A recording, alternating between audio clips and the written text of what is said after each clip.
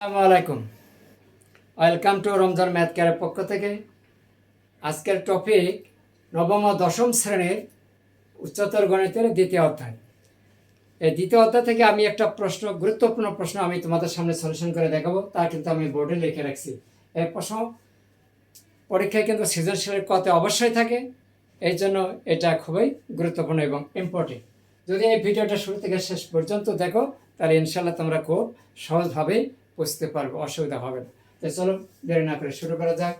এখানে প্রশ্ন আছে, পি এর কোন মানের জন্য x plus two x square plus six x minus p বহুপদীর একটি উৎপাদক হবে।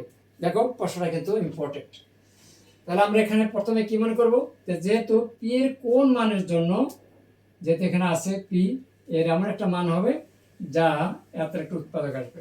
তাহলে দেখি, ধরি ফাংশন অফ এক্স ইকুয়াল কত, x square plus six x minus P. এখানে পি ধরা যাবে না, যেহেতু আমাদের এখানে প্রদত্ত রাশিতে আমাদের পি দেওয়া আছে। যেহেতু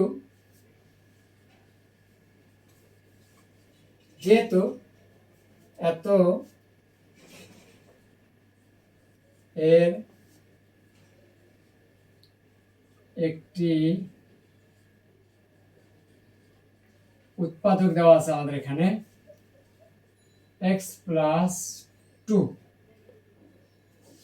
সুতরাং অতএব function of minus two equal zero হবে। এখানে খেয়াল করতে হবে, যদি আমরা এটা x plus two equal to যদি জিরো মনে করি, তাহলে এক্স ইকুয়াল কত, মাইনাস টু চলে আসে। এই জন্য আমরা এখানে কি এক্স এর পরিবর্তে মাইনাস টু হবে। তাহলে মনে রাখতে হবে, প্লাস হলে মাইনাস মান আর মাইনাস থাকলে প্লাস মান হবে, এটা কিন্তু মনে রাখতে হবে।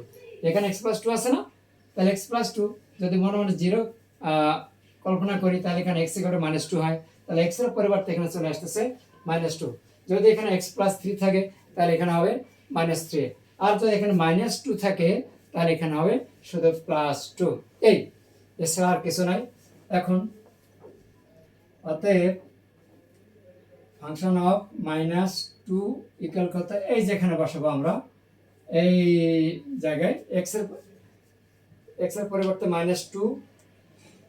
তাহলে এখানেও কিন্তু সমান চিহ্ন দিয়ে এক্স এর পরিবর্তে মাইনাস টু, তারপর square plus six into minus two minus p, বা মাইনাসের উপর মাইনাস চিহ্নের উপর স্কোয়ার থাকলে বা জোর পাওয়ার থাকলে কিন্তু প্লাস হয়ে যায়, দুই দোকানে চার, যেহেতু এখানে স্কোয়ার আছে, টুর উপর স্কোয়ার করলে ফোর, প্লাস মাইনাসে মাইনাস, ছয় দোকানে 12 মাইনাস পি। তাহলে বা মাইনাস 12 থেকে প্লাস ফোর বিয়োগ করলে পাওয়া যায় মাইনাস এইট মাইনাস পি।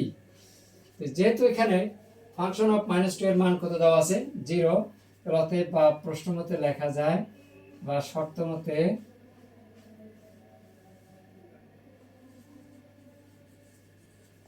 মতে minus eight minus P equal কত, জিরো। তাহলে এই যে মাইনাস পি, এটা যদি ডান পাশে চলে যায় প্লাস পি হয়ে যাবে। তাহলে প্লাস পি সমান কি, মাইনাস এইট। অতএব পি ইকুয়াল কত, মাইনাস এইট। তাহলে পি এর মান যদি এখানে এইট হয়, তাহলে কিন্তু হবে পি এর একটা বহুপদীর উৎপাদক।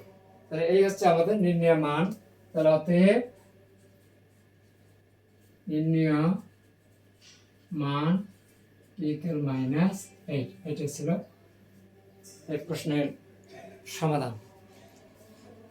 তো এই ছোট্ট ভিডিও ক্লাসটি যদি তোমাদের কোনো উপকারে আসে বা কাজে আসে, তাহলে অবশ্যই লাইক, কমেন্ট ও শেয়ার করতে ভুলো না। আর পরবর্তীতে এমন সহজভাবে গণিত শিখতে অবশ্যই রমজান ম্যাথ কেয়ারকে ফলো করে আমাদের সাথে থাকুন। ম্যাথ হবে সহজ, ভয় নয়। আবার দেখা হবে পরের কোনো ভিডিওতে। ধন্যবাদ সবাইকে।